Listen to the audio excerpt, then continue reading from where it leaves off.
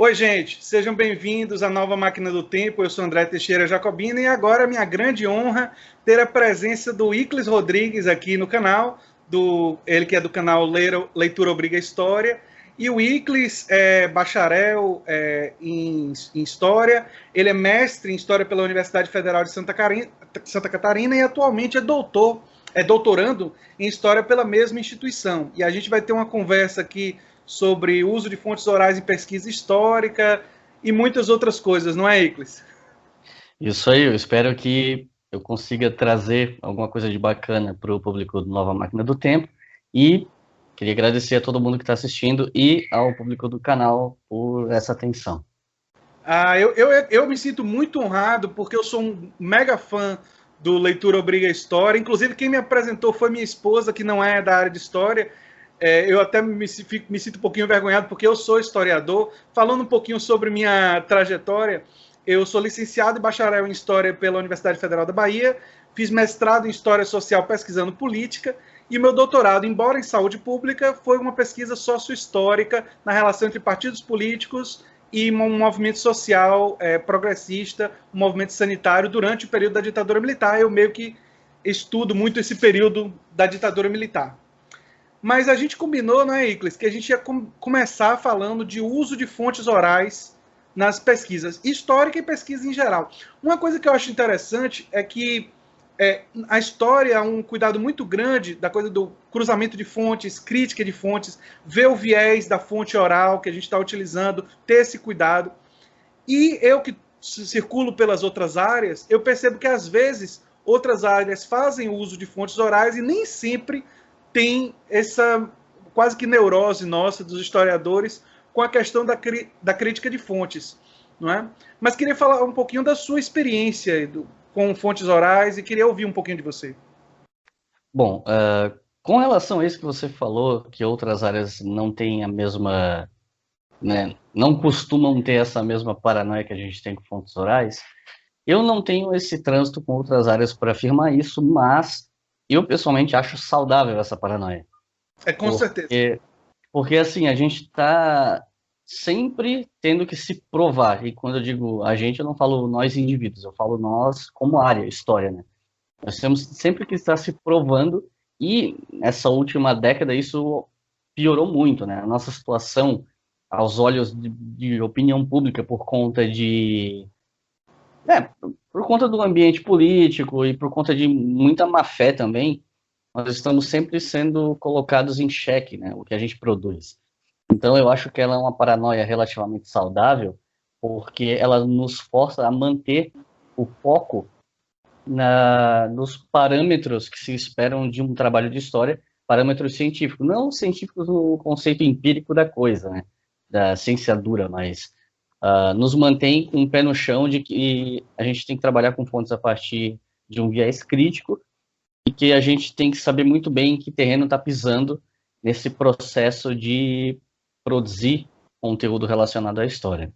Com relação à a minha experiência com história oral, ela não se deu necessariamente nas pesquisas que eu fiz por interesse próprio, como, por exemplo, TCC, dissertação. Embora eu dialogue com o conceito de memória, que está muito próximo, eu não necessariamente usei fontes orais. Agora, eu usei fontes orais, fiz entrevistas, etc., para uma pesquisa que eu fiz enquanto eu estava na minha graduação, que foi dentro do projeto do livro de História da UFSC. No momento que eu estava na graduação, mais precisamente no meu segundo ano de graduação, a UFSC ia completar 50 anos. E já no ano anterior, havia uma discussão dentro da universidade sobre como seriam comemorados esses 50 anos da universidade. E uma das propostas era que fosse feito um livro. Então, a professora Roselane Neckel, que na época era diretora do Centro de Ciências Humanas e parte do Conselho Universitário, futuramente se tornou reitora da UFSC, ela estava na reunião do conselho e o pessoal do conselho universitário falou assim, vamos contratar uma equipe de jornalistas para fazer a história da UFSC, porque ano que vem, 50 anos. E ela falou, tá, a gente tem um departamento de história e um departamento de jornalismo aqui dentro. A gente vai pagar alguém de fora para fazer isso? Concordo integralmente. Tem que usar os próprios. Que isso? Sim. E aí ela propôs que os departamentos de História e Jornalismo da UFSC, ou pelo menos parte desses departamentos, ficassem responsáveis por essa pesquisa. Ocorre que ela entrou em contato com os professores do departamento e só um professor se habilitou a participar, porque, né, todos os professores, cada um com sua pesquisa, suas aulas e tal, e do nada cai um projeto de pesquisa no colo e é obrigado a aceitar, né? Mas foi um pouco decepcionante porque havia uma expectativa de que os professores fossem se engajar justamente para não deixar esse projeto ficar nas mãos de uma empresa terceirizada que vai fazer uma história laudatória para ficar puxando o saco de reitor. Então, a gente, aí, no caso, teve edital no caso, essas bolsas, tipo fora uma empresa outra, poderia não ter compromisso com critérios científicos e tal, e teria o nome da universidade ali. Então, também tem isso. E aí, a gente já estava esperando um material incipiente, laudatório, de puxação de saco. E não era isso que, né, que a Roselane, que estava com essa ideia, queria. Então foi aberto um edital de bolsas da Pró-Reitoria de Assuntos Estudantis, que eram bolsas para alunos que tinham pouca condição financeira, né, de baixa renda e tal. E eu me encaixava nos critérios, consegui uma bolsa pela PRAE para ser um dos bolsistas desse projeto. Depois, quando esse projeto... Quer dizer, inicialmente o projeto era só coletar fontes sobre a história da UFSC, especialmente do CFH, que é o Centro de Ciências Humanas. Só que aí, quando surgiu o projeto do UFSC 50 anos, a gente se integrou a ele, foi aberto outro edital com bolsas de outro órgão de pró-reitoria da UFSC, e aí veio vários bolsistas que iam fazer uma pesquisa coletiva, juntar material. Só que na época a gente não sabia o que a gente ia fazer exatamente. A gente sabia que ia pesquisar fontes e fazer fichamento dessas fontes. Mas assim, tá, esse livro tem que sair ano que vem. Quem que vai escrever? Para onde é que vão essas fontes? Estava tudo meio nebuloso. No fim das contas, nós, que éramos os bolsistas que estávamos pesquisando, ficamos responsáveis por escrever o livro. Então, a primeira metade do livro, na verdade, a maior parte dele, é a história da UFSC nos anos 60, 70, 80 e 90. E a segunda parte foi escrita por bolsistas do curso de jornalismo, que pegaram anos 2000 em diante, mas não era, a parte de jornalismo não era tanto de história da UFSC dos anos 2000 para cá, era mais várias reportagens mostrando o que a UFSC estava fazendo nesses últimos anos, as pesquisas que estavam em andamento na época, nos diferentes centros, o que estava sendo feito. Então, foi um projeto muito legal, mas aí voltando, né, ao tema de história oral, a gente tinha boletins informativos nos anos 60, principalmente, 70, a gente teve acesso ao arquivo da UFSC, a gente teve acesso a alguns, claro, a gente tinha pouco tempo de pesquisa, né, era só um ano, e mesmo sendo muito bolsistas, querendo ou não, são bolsistas que estão no meio da graduação, que têm os seus afazeres. Tem outras responsabilidades. Então, sim, e aí eram só algumas horas por dia que eram dedicadas a esse trabalho, fora que a gente tinha que fichar documentos também, porque num primeiro momento a ideia é, a gente vai pegar esses documentos, vai fichar tudo e vai deixar esses fichamentos disponíveis para quem for escrever o livro. E só em maio de 2010 que foi decidido que nós íamos escrever. E o livro tinha que sair em dezembro. Então foi uma correria intensa. Mas, enfim, a gente tinha essas fontes materiais e história oral. A história oral era muito importante, porque, querendo ou não, a universidade só tinha 50 anos e muita gente que estava nela desde o começo ainda estava viva. No caso, servidores, professores, ex-estudantes, funcionários, gente que trabalhou na obra de prédios da UFSC, tinha muita gente ainda viva. E para fazer o cruzamento de informações, fundamental. Sem contar que muitas informações você não encontra nas fontes documentais. Especialmente de conflitos dentro da universidade, tem muita coisa que não está registrada. Especialmente porque a gente teve uma ditadura nesse momento, né? A UFSC começa em 1960, 64 começa a ditadura. Então, tinha muitos conflitos de interesse ali que não aparecem. Que você não ia achar nos documentos, lógico. Exato. E tinha mais um problema que era, como eu disse, muita gente ainda estava viva, mas tinha muita gente morrendo. No decorrer da pesquisa, algumas entrevistas não aconteceram porque elas foram marcadas e antes da entrevista o sujeito faleceu. Aconteceu mais de uma vez isso. Então, tinha também essa corrida contra o tempo. Claro, para poder aproveitar as pessoas enquanto elas estavam disponíveis, ou quando havia a possibilidade, né? Teve gente que eu entrevistei para a minha dissertação de mestrado, e teve gente com que eu conversei que já estavam numa idade avançada e que eu sentia, olha, se eu demorar muito aqui, eu posso não pegar essas pessoas. Não é? Eu que fiz uma pesquisa no meu mestrado sobre as divisões na Arena e MDB baianos, partidos criados pela ditadura militar. Eu analisei as diversas facções que existiam dentro desses partidos, grupos, porque esses partidos foram artificiais e é lógico que eles compunham várias forças políticas da época, e não apenas... não havia unidade. Né? Eu, inclusive, descobri, é uma descoberta relativamente original, que no grupo adesista do MDB, que apoiava a ditadura militar, mas estava dentro do MDB, existem várias evidências, eu não afirmo com toda certeza, porque é aquela coisa nossa preocupada, né? Quando a gente tem evidências, mas elas não parecem a gente suficientes, a gente tem um certo cuidado. Mas parece que Antônio Carlos Magalhães tinha conexão com esse grupo adesista. E alguma das evidências é que esse grupo adesista, enquanto batia criticava muita gente da Arena, nunca criticou a ACM. A ACM era sempre poupado das críticas desse grupo. Essa é uma das evidências. Existem outras, né? Mas, enfim, o meu contato inicial com fontes orais foi através do autor que você conhece, não é, Iclis? O Alessandro Portelli. E o Alessandro Portelli, ele tem uma história que eu acho muito interessante, e eu queria lembrar essa história que é a do massacre de Tivitella e Valtiano. Para quem não sabe essa história, eu vou tentar resumir. Durante o período da Segunda Guerra Mundial, a Alemanha e a Itália estavam aliados, mas os alemães colocaram em várias cidades italianas efetivos do exército. E em vários países que, embora estivessem politicamente aliados, existia resistência ao eixo. Né? Aliás, vale citar, se eu não estou enganado, o massacre de Tivitella foi em 44 ou 45, não? Se não me falha a memória. Aqui. O massacre de Tivitella acontece em 44, exatamente. Então, em 44, era a Alemanha, era o caso do exército alemão que estava lutando na Itália. Porque o rei italiano destituiu Mussolini, a Itália se desvencilhou da Alemanha, então Hitler mandou que o exército invadisse a Itália, ocupasse a Itália, Isso. e defendesse a Itália da invasão aliada. Então, tecnicamente, a Itália já não estava mais na guerra do lado dos alemães, mas os alemães estavam ocupando boa parte da Itália. E a ocupação tinha, inclusive, toque de recolher, tinha uma série de violações, digamos, das pequenas comunidades, e parte da resistência que também existia na França e que existia na Itália era do Partido Comunista. Né? O Partido Comunista, que tinha presença em vários desses países, no caso da Itália era o que viria a ser o PCI, né? O Partido Comunista Italiano.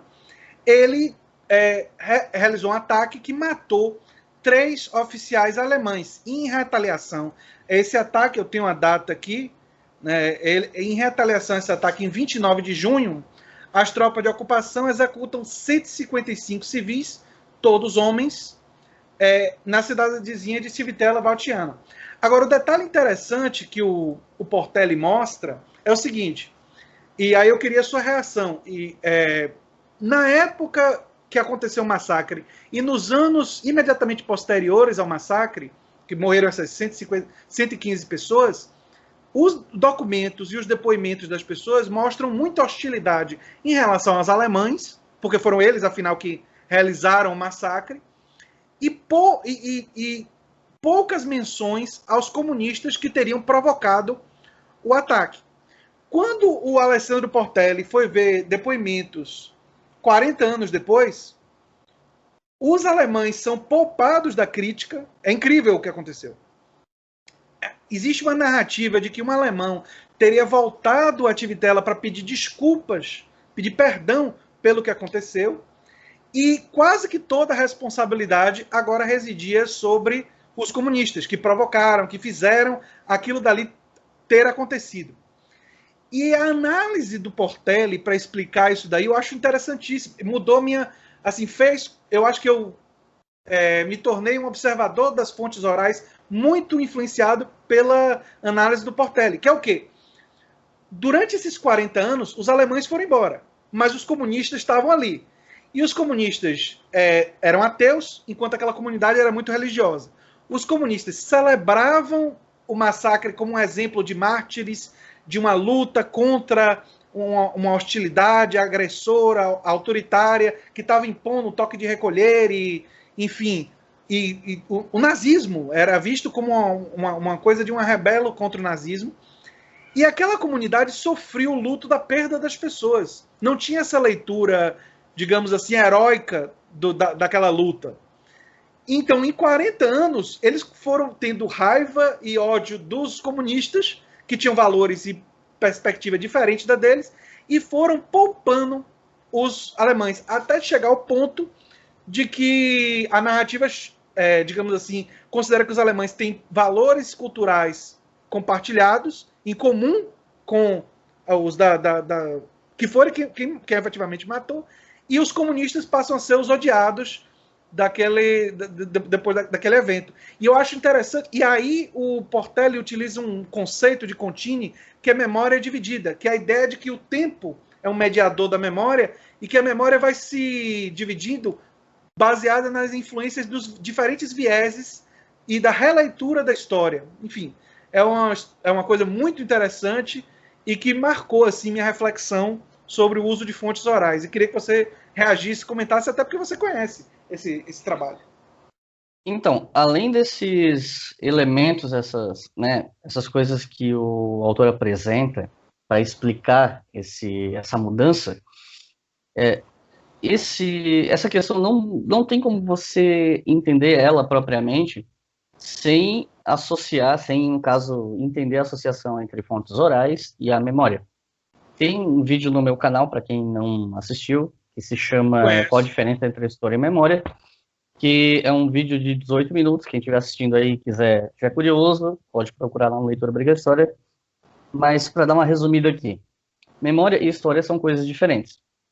A memória, ela é uma espécie de construção compartilhada, coletiva, que bebe da história, mas ainda assim não necessariamente é a história, porque a história é uma reconstrução, entre aspas, assim, que muita gente não gosta desse termo, mas eu vou usar por uma questão de pragmatismo comunicacional aqui. Então, uma reconstrução científica do passado seria a história. É uma coisa que você tem pesquisa, tem método. E a memória, ela é uma construção orgânica, socialmente orgânica, que pode beber de fontes oficiais ou não, e que está muito vulnerável à passagem do tempo e à mudança de percepção política, cultural de um povo. Então, nesse caso, a gente tem que levar em consideração também que essa coisa da diferença dos relatos do massacre de Tivitela vai surgir em meados dos anos 90, especialmente depois de um evento que ocorreu na região de Tivitela em 1995. E nesse momento, nos anos 90, a gente, primeiro, já tinha caído a União Soviética e... O Muro de Berlim já tinha caído. O Muro de Berlim, os regimes comunistas do leste europeu, ou socialistas, independente da nomenclatura que cada um vai usar, porque tem muita polêmica em cima disso. Eu, por exemplo, gosto de capitalismo de Estado, então cada um tem é o seu sabor.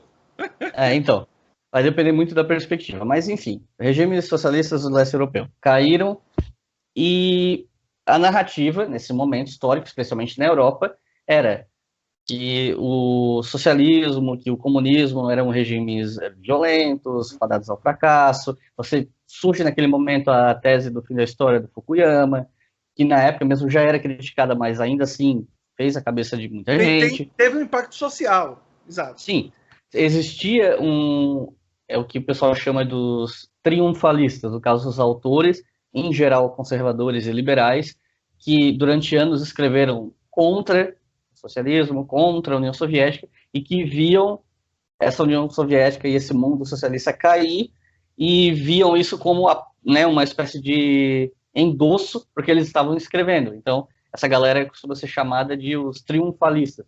E aí muita coisa foi escrita depois desse momento de confirmação de superioridade do capitalismo, das democracias liberais, etc. Esse contexto é importante também para entender esse momento. Se não me falha a memória, é mais ou menos nessa época que o Norberto Bobbio está escrevendo sobre a ascensão de partidos, inclusive de extrema-direita. É a primeira vez em décadas que a política... Iclis, cortou a extrema-direita aí. Na hora da extrema-direita cortou, repita aí. Não, mas o áudio aqui que eu estou gravando, ele vai manter isso. Enfim, voltando, o Norberto Bobbio está escrevendo que nessa época, depois de décadas, é a primeira vez que alguns políticos de extrema-direita, inclusive com associações perceptíveis com os ideais fascistas, estavam chegando ao poder na Itália, depois de muito tempo. Tudo dentro desse mesmo contexto de queda do socialismo e descrédito de algumas, ou talvez podemos dizer muitas, perspectivas políticas de esquerda. E essa diferença de memória de uma época para outra está diretamente atrelada ao contexto político do momento, de cada momento. Como acontece no Brasil. Até 10 anos atrás, você praticamente não via apologistas da ditadura, pelo menos não em grupo. Você via, né, iniciativas indivíduos isolados. Sim. Agora não, agora a gente tem até um presidente que faz isso. Então, o contexto político, ele vai influenciar as narrativas. Aí você vê um monte de adolescentes de 16 anos que aprendeu na internet que a ditadura foi... Ou, quer dizer, depende, cada um tem uma narrativa, né? Uns vão dizer que a ditadura não torturou quase ninguém, não matou quase ninguém, e que as coisas são infladas pela história dos vencedores. Aí outros vão dizer que torturou, matou, mas é porque precisava, porque senão o Brasil ia virar Cuba. A gente sabe que não há evidências empíricas disso. Ou vão dizer que torturou apenas aqueles que engajaram na luta armada, o que também não é verdade. Eu ia chegar lá também. A luta armada basicamente foi suprimida.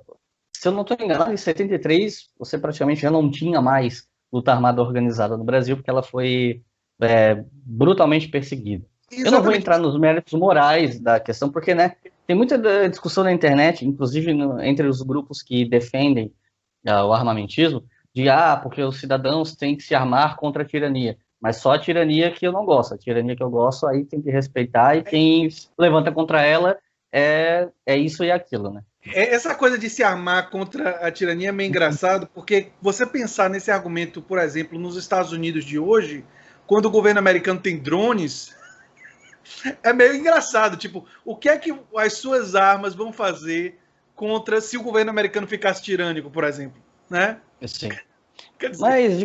Mas de qualquer maneira, o ponto que eu quero chegar é que o contexto político influencia essas narrativas. Tanto desses guris que falam que a ditadura só matou quem merecia, até gente que tenta relativizar de outras maneiras, mas o ponto é, o contexto político do momento muda as narrativas que bebem na memória, consequentemente influenciam nas fontes orais também. Que é o caso do massacre de Tivitela.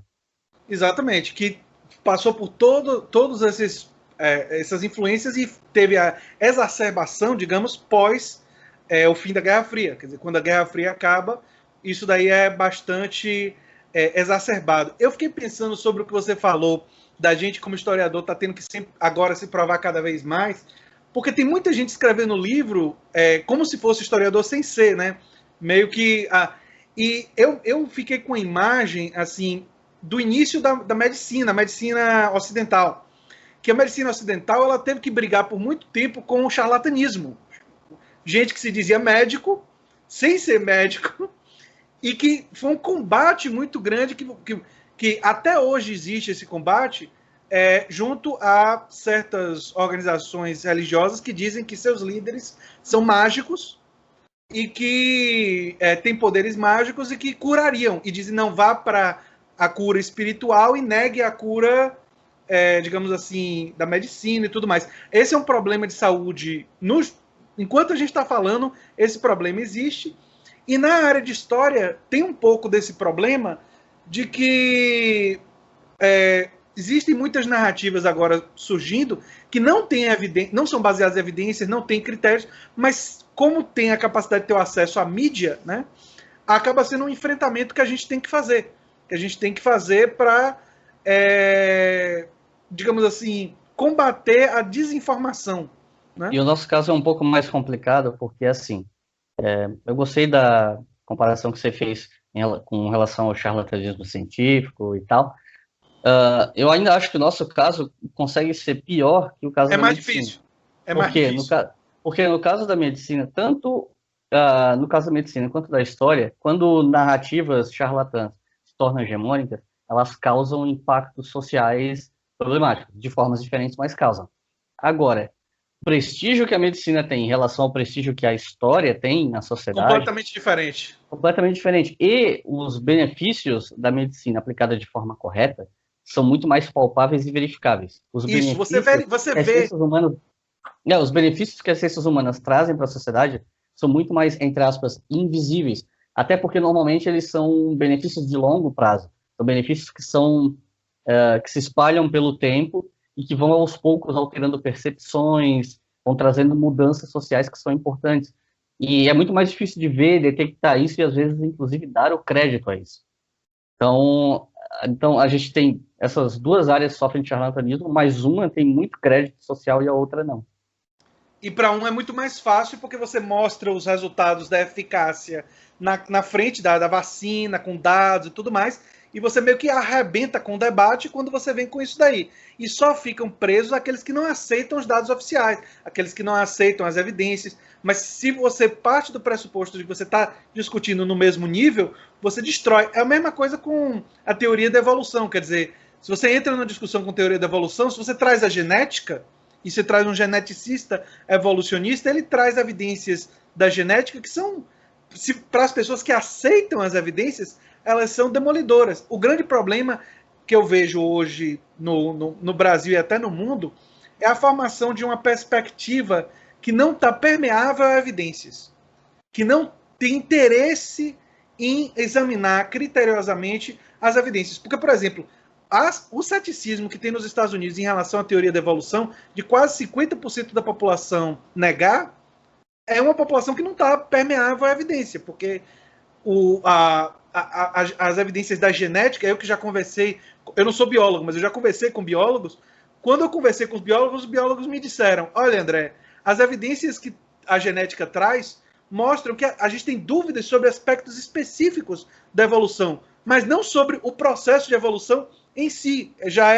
Já tem um acúmulo muito grande de evidências.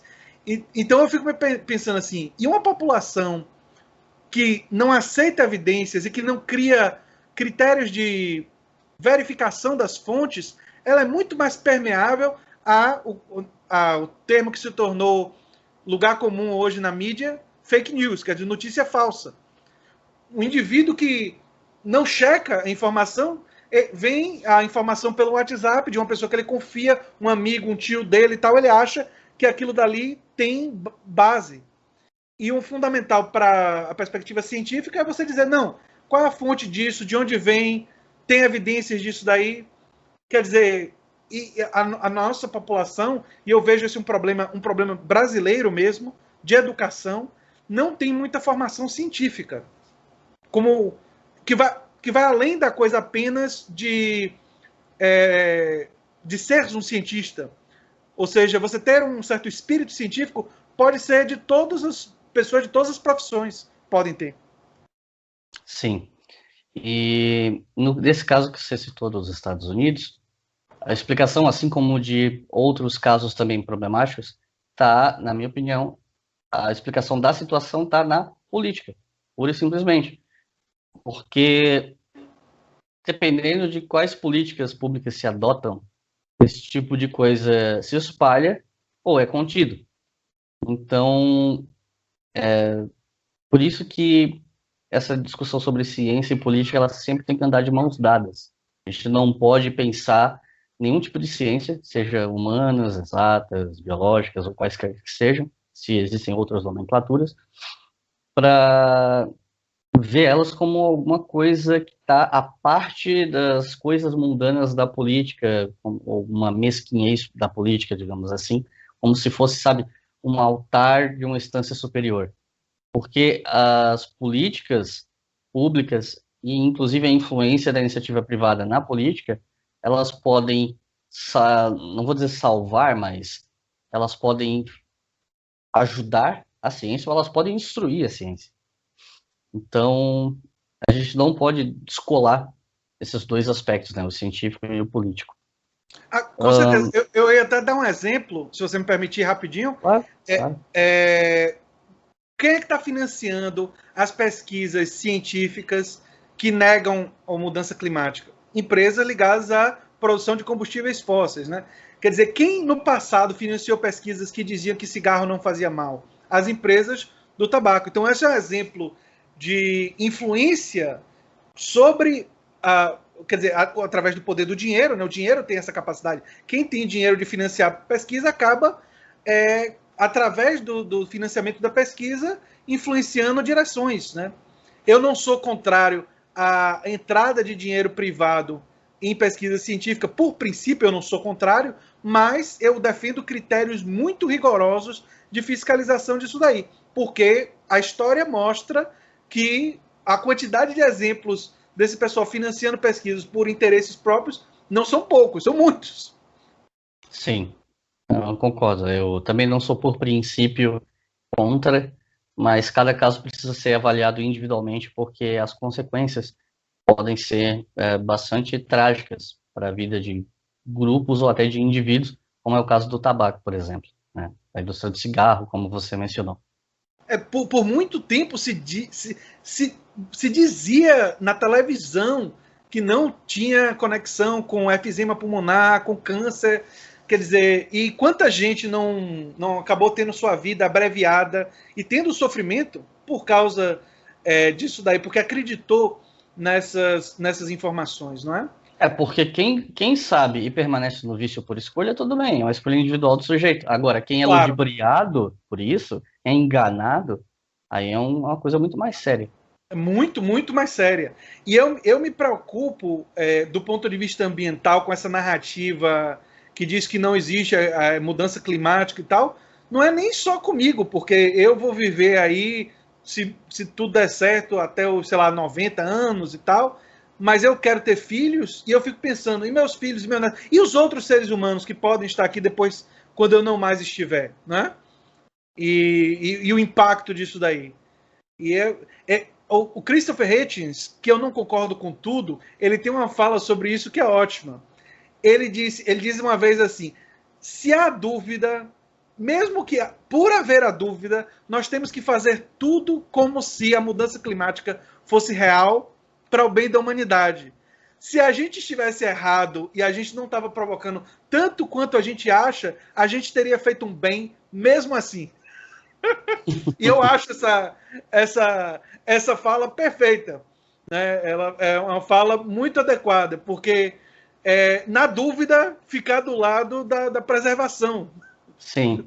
Da nossa própria espécie e das outras espécies, enfim. Sim. Enfim, a gente está passando de 30 minutos. Você quer dar uma pausa da primeira parte agora e a gente continuar a segunda parte? Eu acho que a gente pode emendar, já pode começar o segundo bloco, não sei. Acabou que eu nem contei sobre como foram as entrevistas lá do projeto também, né?